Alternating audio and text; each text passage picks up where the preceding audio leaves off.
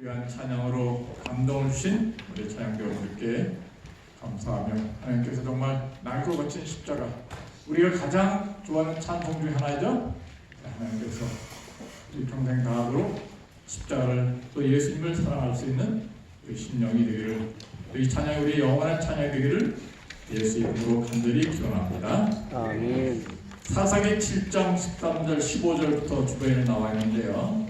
우리 성경책을 펼 수 있으면 사사기 7장을 펼시고요. 없으신 분들은 주보와 함께 본문의 말씀을 보시면 되겠습니다. 15절부터 구약성경 373쪽입니다. 사사기 7장 15절.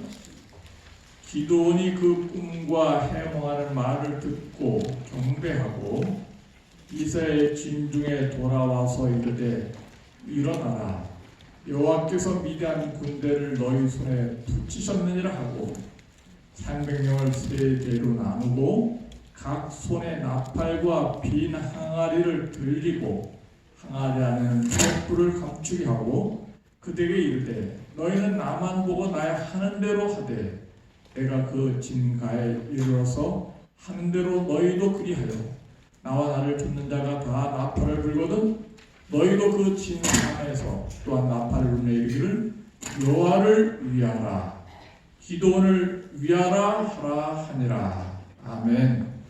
우리 16절에 300명을 세 대로 100명씩 나누게 되었습니다. 그리고 준비한 무기가 세 가지가 있는데 세 가지 한번 동그라미 쳐볼까요? 자기 성경에다가. 첫 번째는 나팔, 그 다음에 항아리, 세 번째는 횃불. 기드온이 이 세 가지 무기를 통해서 미디안 군대 12만 명을, 기드온 군대는 300명, 400대 1이 넘는 그런 인해 전술에 해서 질 뻔한 그런 게임이지만은 하나님의 특별한 도우심과 능력에 힘입어서 기드온이 대승리를 거두게 되었습니다. 여기 기드온은 정말 이 미디안 군대에 맞서 싸우기에는 너무나 연약한 므낫세 지파 중에서, 요아스의 아들 중에서 가장 연약한 자였습니다. 또 그가 군사를 모집했지만은 300명밖에 안 되는 가장 연약한 조직을 갖고 있었습니다. 무기도 최신식 무기가 아니라 항아리와 또 횃불과 나팔을 들고 나가서 싸우게 되었습니다. 우리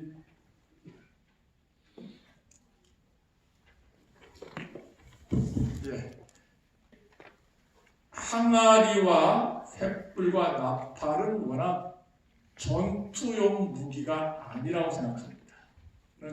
이 말씀을 읽을 때마다 이 항아리를 들고 횃불을 들고 나가다니 이 사람들이 혹시 김장하러 갔나?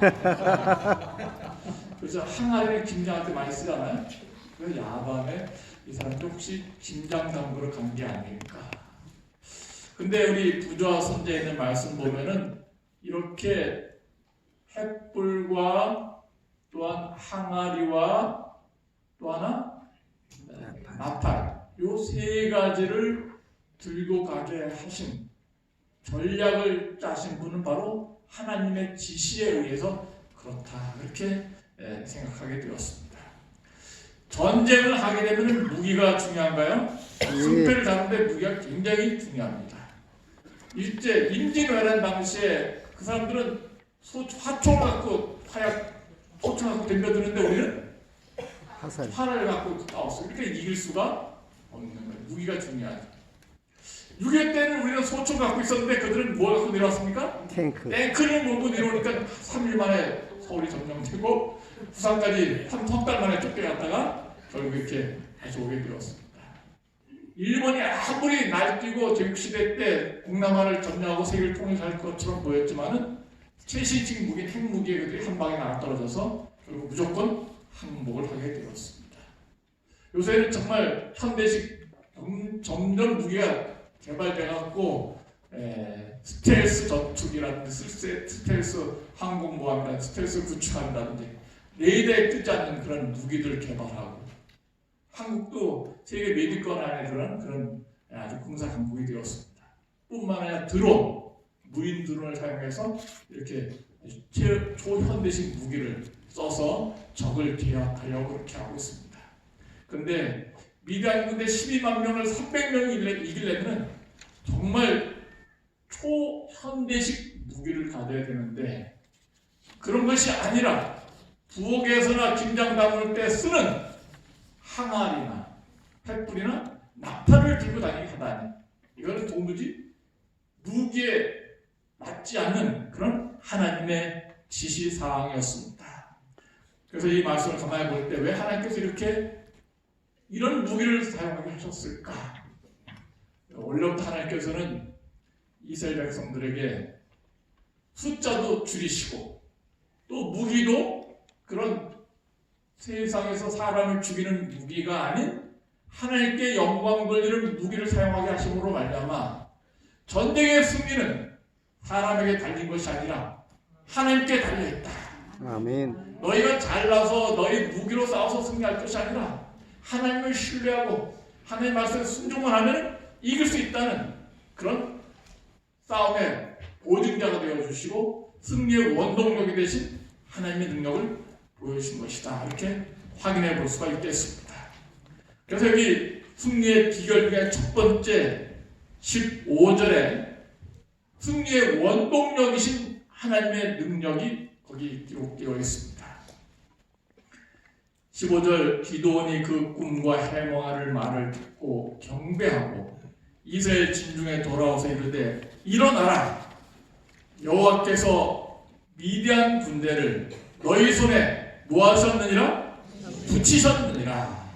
그래서 이 여호와 하나님께서 개입하시는 여호와를 위하여, 여호와의 영광을 위하여 여호와와 함께 싸우는 싸움, 그들이 전쟁터에 나가서 나팔불이나 항아리 깨트리면서 외친 내용은 여호와를 위하라, 기도를 위하라, 그렇게 말씀이 기록되어 있죠.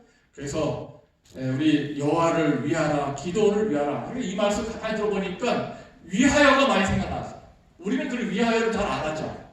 위하여는 어디서 많이 합니까? 파티에서. 우리 뭐 때로는 파티고 우리 성도들도 갑자기 뭐 술을 들고 하지 않지만 음료수 들고 이렇게 하는 경우도 있겠는데, 술 마시는 사람들은 꼭 회의 때마다 숫자를 들고 위하여를 외치더라고. 위하여, 위하여. 나 이건 사사기에서 이 사람들이 뽑아온 거야. 여호와를 위하라, 기도를 위하라. 우리는 어떤 조직체나 사람을 위한 것이 아니라 누구를 위하여? 여호와를 위하여.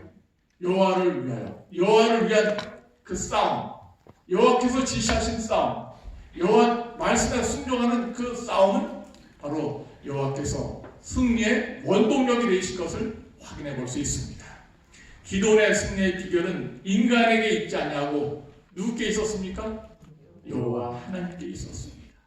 다윗이 골리앗을 싸워서 이길 때도 이 싸움은 여호와께 속한 것이다, 그렇게 확인하게 되었습니다. 그래서 승리의 원동력 비결은 누가 이기게 하신 것입니까? 여호와께서 이기게 하시고 여호와께서 우리로 하여금 승리하게 하시고 암을 낫게 하시고 치유하게 하시는 거예요. 오늘도 우리 최철규 지사님께서 하는 뉴스타 때도 암이 다 나았다 예치했습니다. 암아 물러가라, 암이 떠났다, 그런 예치를. 그런데 예치는 것, 자신감 있게 예치는 것 중요하지만 진짜 그 모든 것이 낫게 하시고 치료하게 하시고 회복시켜 주시는 분은 역시 여호와 하나님이십니다. 말씀에 순종하면 좋겠습니다. 아멘. 어제 우리 김영호 선생님께서 이 암 수치가 4천에서 1000으로 내려오고 500으로 내려갔다 그랬어요. 정말 그가 뉴스타 생활하면서 여호와의 말씀에 순종할 때, 그가 여호와를 위한 삶을 살기로 결심했을 때 그런 축복을 받게 되었습니다. 두 번째 승리의 비결은 항아리입니다. 왜 남자들이 항아리 들고 전쟁터에 나갔을까요? 전쟁터의 이 항아리는 집안의 부녀자들이 뭘 김치라든지 뭘 담글 때 쓰는 것인데 왜 항아리를 들고 나오게 했을까?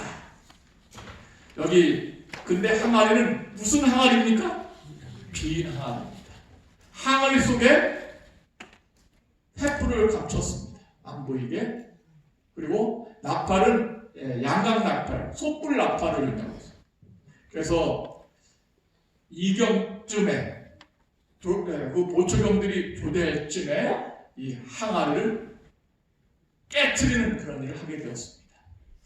항아리 깨지는 소리가 클까요, 작을까요? 크죠.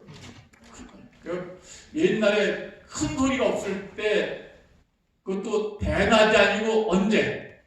밤 12시쯤에 300개의 항아리가 동시에 깨진다. 사면에서 아주 놀래 기록할 일일 거죠. 근데 항아리를 어떻게 깨졌을까 가만히 생각해보니까 땅바닥에 던지면 흙이 있어서 잘 안 깨질 것 같은데 어떻게 깨졌을까요? 300명씩 여기 모였고 여기 모였고 여기 모였어요. 자, 너 항아리 들고 있어. 항아리끼리 서로 하나 둘 셋 하고 꽝 부딪혀갖고 항아리끼리 서로 부딪히게 하지 않았을까? 그게 제 추측이에요. 이 정경량도 그렇게 생각하시는 것 같아요. 예. 그러면 소리가 더 크게 났을 거예요. 아마 이 미디안 군대가 밤 12시에 고랑이 떨어졌을 때 갑자기 항아리 깨지는 소리가 나고 횃불이 사방에서 왔다 갔다 하고 믿지 않는 사람들 귀신이 돌아다닌다고 생각했어요. 그리고 나팔을 불면서 막 온 산에 횃불이 돌아다니고 나팔을 불고 그럴 때 이 미디안 군대 12만 명은 정말 혼비백산해서 그야말로 졸지에 스스로 자멸할 수 있는 밖에 없는 그런 위기에 처하고 이스라엘은 승리하게 되었습니다. 항아리. 항아리는 뭘 의미할까요? 항아리는 무슨 빈 항아리, 또 깨어져야 하는 항아리. 이 항아리는 우리의 무엇을 의미할까? 자를. 항아리를 만들 때 뭘로 만들었습니까? 흙으로. 지은흙으로 만들었어요. 질그릇. 그래서 이 빈 항아리, 깨어져야 항아리는 바로 우리 자신의 몸이라고 생각합니다. 싸움에서 승리할 수 있는 비결은, 영적 싸움에서 승리할 수 있는 비결은 내 마음이 무슨 마음이 되어야 될까? 첫 번째 준비될 마음은 빈 마음이 되어야 된다. 아멘. 빈 마음. 그래서 우리 마음에 빈 마음이 되어야 되는데 이 세상에서 최고의 빈 그릇, 가장 큰 빈 그릇은 누구이실까요? 이 세상에서 가장 큰 빈 그릇, 가장 큰 빈 항아리. 예수님이 가장 빈 항아리. 어디 나왔어요? 이 성경에? 성경에 있습니까? 없습니까? 빌립보 2장 5절. 아, 빌립보 2장 뭐라고 나왔어요? 너희 안에 이 몸을 품으라 곧 그리스도 예수의 마음이니. 그런 근본 하나님과 공동한 본체 신앙, 하나님과 동등됨을 취할 것을 여기지 아니하시고, 그 다음에 자기를 뭐해? 자기를 비어 정말 사람으로 종으로 봉사하시고 죽기까지 충성하신 가장 큰 빈 그릇 예수 그리스도. 그릇이 빌수록, 항아리가 빌수록, 빈 것이 클수록 더 많이 담을 수가 있습니다. 아멘. 그래서 빌립보 2장에 계속 말씀 주시기를, 그러므로 십자가에 죽기까지 또 제자들의 발을 씻기까지 겸손하게 빈 그릇으로 충성하신 예수님께서, 그가 하나님이 그를 지극히 높여 모든 이름 위에 뛰어난 이름을 주시고 땅에 있는 자들과 하늘에 있는 자들과 땅 아래에 있는 모든 자들로 누구의 이름에 무릎을 꿇게 하셨어요? 예수 이름에 무릎을 꿇게 하셨어요. 빈 그릇은 예수님을 닮아가는 것이고 겸손해지는 것입니다. 아멘. 하나님께서 나의 마음이, 우리의 마음이 빈 마음, 빈 그릇 되도록 축복 주셔서 하나님 주신 놀라운 축복을 다 담을 수 있는 그런 질그릇 되기를 간절히 바랍니다. 아멘. 가장 좋아하는 말씀 고린도후서 4장 7절, 우리가 참 애송하는 말씀 중에 하나인데요. 고린도서 4장 4장 7절 신약성경 289쪽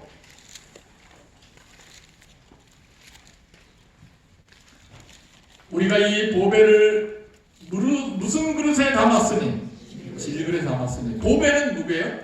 예수님. 질그릇은 누구예요? 나입니다. 비어있는 나예요.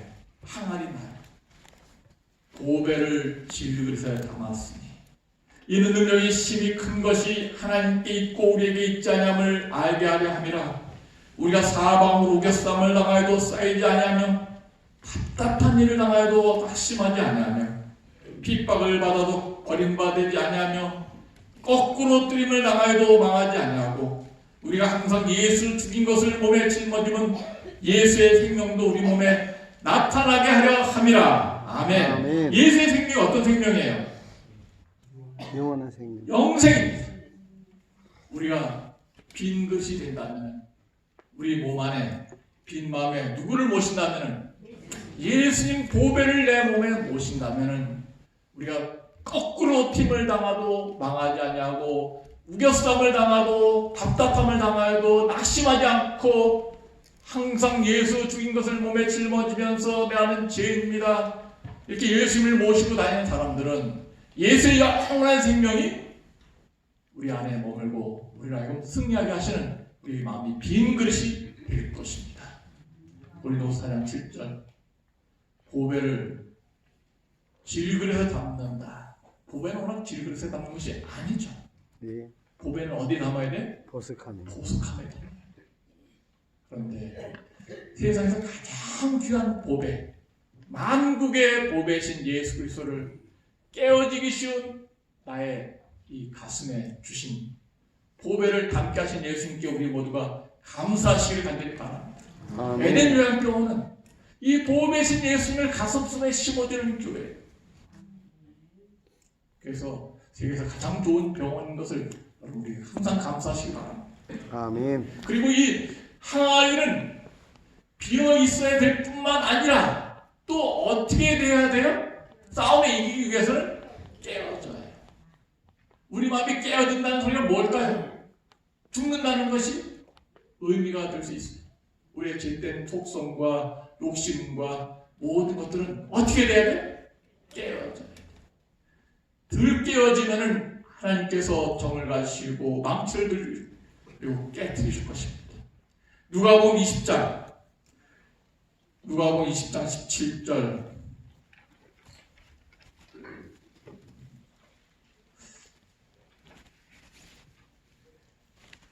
누가복음 20장 17절입니다.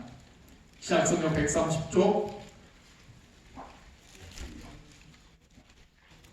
저희를 보시며 가라사대 때 그러면 기록된 바 건축자들의 버린 돌이 모퉁이의 머릿돌이 되었느냐 하니 어찌미냐. 18절 같이 한번 읽어보겠습니다. 무릇 시작. 무릇 이 돌 위에 떨어지는 자는 깨어지겠고 무릇 이 돌이 사람 위에 떨어지면 저를 가루로 만들어 흩으리라 하시니라. 아멘. 돌은 누구입니까? 예수 그리스도이십니다. 사람들은 두 가지 중에 한 선택을 해야 돼요. 돌 위에 떨어져 깨어지든지 그렇지 않으면 돌이 날아와서 자기를 깨트리든지. 그 돌은 다니엘 2장에 나타난 뜨인돌 나라, 예수님의 왕국, 또 예수님을 상징하고 있습니다. 그래서 우리가 예수님 믿고 교회 다니고 신앙생활하면서 내가 누구 위에 떨어져 깨어지는 경험하는 거예요? 예수님 위에 떨어져 깨어지는 경험하게 돼요. 때로 내가 넘어져서 어떤 장로님처럼 뒤꿈치만 깨어졌어요. 그래서 머리뼈가 안 부러져서 감사합니다. 그래서 깨어지는 경험이지만 이 고난을 통해서, 시련을 통해서 내가 더욱 하나님을 신뢰하고 예수님께 감사할 수 있는 그런 마음을 주시고, 내가 내 죄와 내 고집과 내 교만함을 깨뜨리지 않고 계속 간직하고 있다면은, 깨어지지 못한 상태로 있다면은, 나는 하나님 나라 임할 때 뜨인 돌에 의해서 내가 깨어져서 가루로 만들어져서 산산쪽에 나서 멸망당할 수밖에 없을 것입니다. 우리는 깨트림을 당하는 자가 아니라 예수님에 떨어져서 깨어져서 나는 깨어져 없어지고 예수 그리스도만 나에게 주인이 되어 주셔서 정말 갈라디아 2장 10절 내가 그리스도와 함께 이제 10절에 못 박혔나니 이제 내가 사는 것이 아니요 내 안에 예수 그리스도가 사신 것이라. 오직 예수님만 모시고 예수님만 자랑하면서 깨어지는 항아리 빈항아리가 되기를 예수님의 이름으로 간절히 기원합니다. 아멘. 여기 손흥민의 기도 세리머니, 손흥민이 2경기 전에 그가 한 골 넣었어요. 얼마나 기분이 좋았습니까? 그런데 또 어떤 고메스라는 선수가 공을 몰고 갔다 가는데 뒤에서 백태클 해갖고 실수해갖고 그가 그 선수를 넘어뜨려서 발목이 돌아가고 말았어요. 골절됐어요.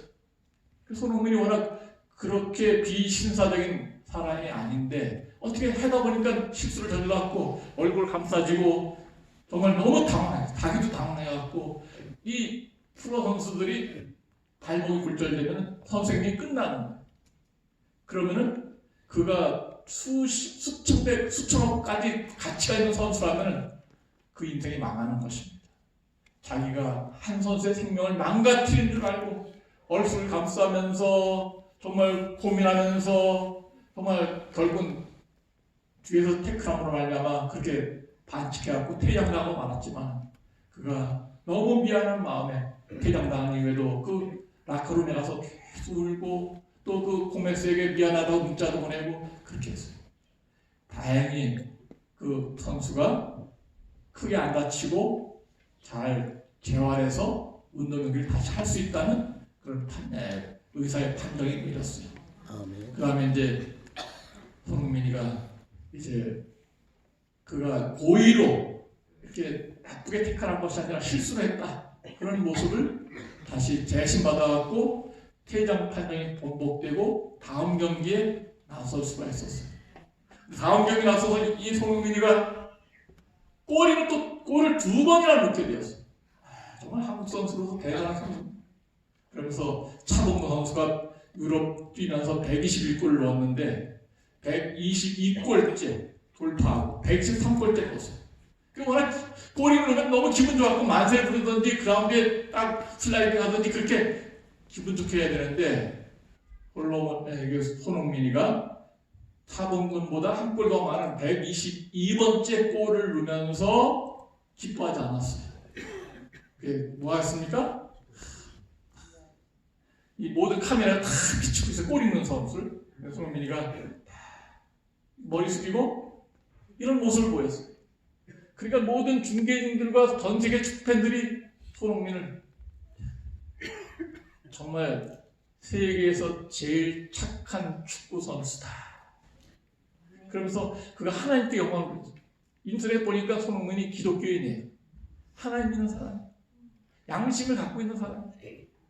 그가 다른 사람에게 대해서 피해를 입혔을 때 예수님의 마음을 갖고 미안해 성령께 함께 하심으로 말미암아 자기를 깨트리고 자기를 비우고 사랑하는 그런 모습. 그래서 이 하나님 믿는 축구선들이 참 많이 있는데 이런 아름다운 모습을 통해서 하나님께 영광 돌리고 수억의 많은 사람들이 예수님을 닮은 정말 훌륭한 하나님의 종이다. 감동받고 하나님께 영광 돌리는 그런 모습을 보게 되었습니다. 우리도 우리 빈 마음 예수님 모시고 잘못된 실수를 저지를 때 깨어져서 회개하고 거듭날 수 있는 우리 심령이 되기를 간절히 바랍니다. 아멘. 두 번째는 횃불. 횃불은 어디 속에 감춰졌습니까? 항아리 속에. 항아리 속에. 그래서 이 횃불로 적과 싸울 때 뭐 사자나 멧돼지가 왔을 때는 횃불이 있어 도망가게 되는데 사람은 횃불로 치는 게 아니죠. 왜 하나님께서 횃불을 들게 하셨을까? 횃불이 아무 때나 들어올리는 게 아니에요. 항아리 속에 감춰 있다가 항아리를 적당한 때 항아리를 깨트리고 난 다음에 횃불을 높이 드는 것입니다. 그것은 바로 진리의 횃불. 아멘. 복음의 횃불입니다. 하나님의 말씀이에요. 주의 말씀은 내 발의 등이요 내 길의 빛입니다. 베드로서 1장 19절 베드로서 1장 19절 찾아볼까요? 베드로서 1장 19절 신약성경 385쪽 또 우리에게 더 확실한 예언이 있어 어두운 데 비추는 등불과 같으니 날이 새어 샛별이 너희 마음에 떠오르기까지 너희가 이것을 주의하는 것이 가하니라. 우리가 확실한 예언을 주셨는데 그것이 바로 어두운 데에 비추는 뭐예요? 등불이라. 많은 사람들이 성경 말씀을 성경을 갖고 다니지만은 진리를 모르고 있습니다. 많은 사람들이 다니엘서를 눈으로 겉핥기만 공부하고 있어요. 저희가 아침 9시부터 10시까지 월, 화, 수, 목, 금 계속해서 예언을 연구하고 있습니다. 정말 거기는 새롭게 처음 공부하는 개신교에 많은 분들이 계시네요. 이런 귀한 예언이 다 있다. 그래서 정말 참 진리 깨닫고 예언을 깨닫고 밝은 빛을 보는 분들이 많이 계십니다. 하나님께서 우리에게 불을 주시고 찬빛을 주셔서 감사합니다. 찬빛은 예수 그리스도이시오. 요한복음 1장 9절 찬빛 곧 예수님. 마태복음 14절 우리는 세상의 빛을 반사하는 사람들입니다. 그래서 내 빈 마음에 뭐가 있습니까? 횃불이 있습니다. 주의 말씀이 있어요. 근데 이 횃불을 언제 꺼내 들어야 돼요? 아무 때나 꺼내 드는 것이 아니죠. 빈 마음을 또 말씀을 사모하는 사람들이 있을 때 보여줘요. 이 횃불이 높이 올리려면, 횃불이 환하게 빛나려면, 횃불이 정말 어두운 데를 환하게 비추려면 뭐가 깨어져요? 먼저? 자기 마음이 깨어져요.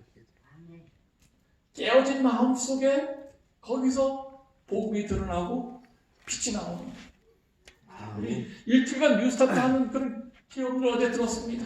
그분들이 최고라. 예전에 뉴스타트 시설이 최고. 우리 원장님과 대화를 나누더니 다른 요양원에 있는데 우리 병원에 다음 주부터 오겠다. 여기가 정말 진정한 치유가 있는 병원입니다. 정말 한 일 동안 체험해 보니까 너무 좋다. 세계에서 제일 좋은 병원. 여기는 뉴스타트 천년 치료가 있고 하나님이 계시고 말씀이 있다. 이것이 바로 우리가 이들이 여기 와서 자기 몸을 깨트리고 또 체험하고 또 암에 걸려서 어려움 당했지만은 깨어진 몸을 하나님께서 허락하셔서 거기서 진리를 깨닫게 하고 복음을 깨닫게 하고 깊이 들고 하나님의 말씀을 잊힐 수 있는 그런 좋은 기회가 된 것을 하나님께 감사드립니다. 아멘. 우리는 참빛인 예수를 반사하는 태양의 빛을 반사하는 달처럼 그렇게 하나님의 빛을 반사할 수 있는 하나님의 자녀가 되길 간절히 바랍니다. 아멘. 여기 태국 경찰 이야기가 감동적인 이야기가 나왔어요. 태국 경찰서에 한 사람이 칼을 들고 들어갔어요. 경찰관이 여러 명 있는데 칼 들고 막 위협하는 거예요. 이 경찰은 권총을 차고 있었어요. 그럼 어떻게 됩니까? 칼 들고 왔으면 이렇게 할 수 있죠. 정당방위 할 수 있죠. 근데 참 이 태국 경찰이 굉장히 지혜로운 사람이에요. 이 칼을 들긴 들었는데 이 사람이 우울증 환자예요. 빚더미에 눌려갖고 안절부절 못하면서 이렇게 방향도 없이 칼을 휘두르고 있는 거예요. 그래서 자기가 차분하게 책상에 걸터 앉아갖고 안진정시키고 칼을 달라고. 그래서 이 사람이 당황이 됐어요. 그러더니 이러니 칼을 경찰에게 줬어요. 그리고 경찰관이 그 사람을 이렇게 안아줬어요. 그랬더니 그 칼 든 강도가 눈물이 막 흘리면서 거기서 자기 잘못을 다 얘기하고 자기가 빚을 너무 져갖고 가정에 어려움이 있어서 이렇게 나도 모르게 찾아왔다고 하면서 새 사람이 되는 그 감동적인 그런 동영상을 보게 됐어요. 정말 이런 사람들은 정말 예수의 마음을 가진 깨어진 사람들, 또 이것을 통해서 온 세계 하나의 나팔을 불게 되었어요. 자, 하나님의 사랑이 이런 거구나. 우리가 진리를 가진 사람들로서 복음을 가진 100% 성경 말씀대로 사는 재림 통도로서 우리가 이 진리의 등불 횃불을 높이 들고 어두운 데 많은 사람들을 예수께 인도할 수 있는 복음을 가진 우리 모두가 되기를 예수님의 이름으로 간절히 기원합니다. 아멘. 두 번째, 세 번째 또 하나 하나님께 주신 무기는 나팔이었습니다. 나팔도 아무 때나 불면 안 됐죠. 나팔도 정한 시간에, 정해진 시간에 올바르게 불어야 할 것입니다. 이 나팔은 역시 우리가 복음을 깨닫는 것을 제대로 다른 사람에게 설명해 줄 수 있는 복음의 사명을 가진 그런 완수자로서 생각해 볼 수 있겠습니다. 사무엘상 3장 19절, 사무엘상 3장 19절은 좀 감동적인 그런 사무엘 선지자의 그 활동이 나와 있는데 413쪽 구약 성경 413쪽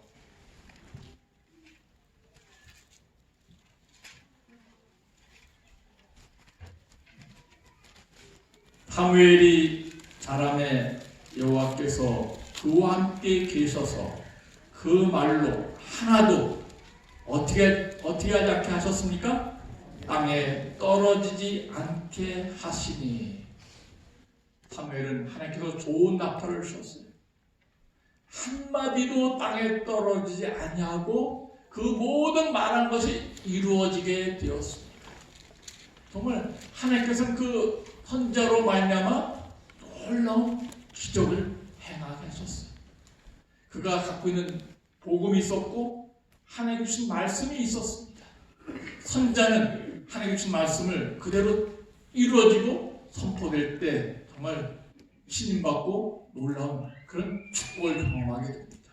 제가 한번 경험담을 얘기했지만은 그 첫 목회지가 신장이었어요. 근데 신장 딱 부임해 보니까 초대 목사로서, 초대 전도로서 부임했는데 저희 집사람과 이제 갓 결혼하고 신혼부부가 딱 부임했는데 신도들이 한 10명 모여서 예배 드리는 거예요. 교회도 전세고 사택도 전세고 매년마다 그때는 2년 보증 기간도 없어서 올해는 사택 전세 올리고 다음에는 또 더 교회 전세 올리고 뭐 학배 찾아가고 황금하게 눈곱 뜰 데 없었어요. 근데 거기 한 유명한 한 집사님이 계셨는데 그 집사님이 정말 돌과회장도 하고 안교장도 하고 총회 역할하고 있는데 남편은 교회를 안 다녔어요. 한 사람이 굉장히 중요한 역할을 하고 있는데 그 집사님이 이사 가겠다는 거예요. 그래서 집사님이 이사하시면 안 됩니다. 여기 집사님이 뭐 보통 아무거나 안 하고 그냥 중요한 역할 안 하면 된다는데 수석 집사도 하고 안지학교 교장도 하고 돌과회장도 하고 사람이 없으니까 다 하고 있는데 이사 가면 안 됩니다. 그랬더니 이사서 안 가고 싶은데 남편이 내가 너무 교회에 빠져있다고 일주일에 한 번만 다니면 되지 매일같이 와서 방문도 하고 화요일도 오고 금요일도 오고 토요일도 오고 그러니까 빠져있어서 교회를 천천히 띄엄띄엄 다니라고 저 먼 곳으로 벌써 방을 계약하고 왔다. 그래서 설득해도 안 돼갖고 할 수 없이 포기하는 심정으로 집사님 가시게 되면 나를 버리고 가신다면 심리도 못 가서 또 만났네. 발병 날 줄 알아. 그래서 버리고 가지 말라고 안타깝게 했죠. 근데 그 집사님이 결국 목사님 그렇게 말씀하셔도 저는 가장이 아니기 때문에 할 수 없이 따라가야 됩니다. 일주일 있다가 오늘은 남편이 도배하러 갑니다. 또 다음에는 계약금 잔금 치러 갑니다. 그래서 이제 가는데 이제 마지막 이사하기 일주일 전에 마지막 이제 다 보러 갑니다 하고 남편이 간다. 틀림없이 가면 안 되는데 하나님 뜻이 아닌데 가면은 교회를 못 나올 텐데 하나님을 못 할 텐데 하나님 못하는 것이 하나님 뜻이 아닌데 교회 중심으로 우리가 살아야 되는데 매일마다 새벽 기도 해야 되는데 그러면서 가는 게 하나님 뜻이 아닌데 하고 할 수 없이 그냥 가야 되는구나. 저런 훌륭한 일꾼을 어떻게 만나야 되는가 굉장히 걱정을 많이 했어요. 그런데 그날 저녁에 전화가 왔습니다. 목사님, 큰일 났습니다. 왜 그러냐 했더니 신랑이 입원했습니다. 어디 입원했나 했더니 심장 정형외과 거기 다리 있는데 입원했습니다. 갔더니 이 다리 뼈가 부러져갖고 입원했어요. 그래서 어떻게 해서 다쳤습니까? 했더니 오토바이 타고 가다가 신랑이 마지막 직보로 오토바이 타고 가다가 전기줄이 그날따라 쭉 도로를 가로질러 내려와서 오토바이 뒷바퀴에 전기줄이 걸려갖고 전복돼 오토바이 뒤집어져갖고 거기서 넘어져갖고 뒷발목하고 엉덩이뼈가 부러진 거예요. 그래서 어디서 다쳤습니까? 했더니 좀 떨어진 데 다쳤대. 가보니까 우리가 살고 있는 데서 몇 킬로 떨어진대. 4km 떨어진대. 아, 몇이에요? 10이야. 뭐가 부러졌습니까? 발병이 났어요. 발목이 부러졌어요. 그래서 제가 말한 게 이루어졌습니까? 심리도 못 가서 뭐가 났다고? 발병이 났다. 그 말해갖고 신랑한테 그 얘기 했냐 했더니 아직은 안 했대요. 하지 말라고. 지금까지도 안 한 것 같아요. 그래서 내가 그 얘기를 들은 다음에 또 하나님께서 이 초년병 전도사 목회하고 난 다음에 전도사로 3년차인가 2년차인가 됐어요. 그 안수받지도 않은 신임 새파란 전도사의 말도 땅에 떨어지지 않고 이루어지게 하시는구나. 아멘. 그러니까 누구 말 잘 들어야 돼? 목사님 말씀 잘 들어야 돼. 근데 뭐 하나님 말씀대로 가르치는 목사님 말씀을 잘 듣고 교회를 떠나지 않고 하나님께 영광 돌릴 수 있는 정말 복음의 올바른 나팔을 불 수 있는 제때 우리가 복음을 가르칠 수 있는 하나님의 그 말씀을 가진 나팔이 되길 바랍니다. 아멘. 나발이 아니고 뭐예요? 나팔. 나발 불면 안 되잖아. 나발 부는 목사도 있습니까? 나발 부는 목사들도 있어요. 안식일이 뭐 토요일이 아니고 일요일이다. 뭐 그냥 돼지고기 먹어도 된다. 뭐 그런 거 아무나 먹어라. 그거는 나팔 부는 게 아니고 뭐 부는 거예요? 나발. 나발 불면은 올바른 신호를 제때 불지 않으면 적에게 잡혀서 죽게 됩니다. 우리 말씀대로 가르치는 참된 하나님의 종이 있는 그런 하나님의 말씀을 가진 사람들에게 말씀을 듣고 우리는 하나님의 나팔을 가진 사람들로서 올바르게 그렇게 하나님께 영광을 줄 수 있는 자녀가 되기를 간절히 바랍니다. 아멘. 여기 악인들은 어떻게 죽었습니까? 여기 마지막 보니까 20절부터 나팔을 불고 항아리를 부수고 횃불을 날리니까 21절 각기 당초에 서서 그 진을 사면으로 예루살렘의 그 온 적군이 다른 데로부터 부르짖어 도망갔는데 300명이 나팔을 불 때 여호와께서 그 온 적군으로 동묵끼리 칼날로 치게 하심으로 말미암아 자멸하고 말았어. 이게 바로 악인들의 최후예요. 이 기드온 군대는 횃불 들고 항아리 깨트리고 나팔 불고 얘는 아무것도 한 게 없어요. 그때 그 미디안 군대가 자기들끼리 뭐 했어요? 적인 줄 알고 찔러 죽인 거예요. 미디안 기드온 군대 가보니까 다 시체밖에 없어. 10만 명이 다 시체가 되고 말았어. 정말 하나님께서는 기드온 당시도 그렇고 요나단 때도 그렇고 마지막 천년기 후에 하나님의 심판이 있을 때 그때 악인들도 하단 너 때문에 내가 죽었다. 내가 구원 받지 못한 건 너 때문이다. 자기들끼리 자멸할 때 하늘에서 유황불이 내려와서 다 죽임당하게 될 것입니다. 우리는 그렇게 패배할 자가 아니라 이미 승리가 결정된 모세 어린 양의 노래를 부를 사람들로서 우리가 비난하게 되기 바랍니다. 아멘. 깨어지는 항아리 되길 바랍니다. 그리고 올바르게 나팔을 불고 횃불을 들면서 복음을 줄 수 있는 기도원과 같이 승리할 수 있는 하나님의 자녀가 되길 간절히 바라면서 말씀을 마치겠습니다. 아멘.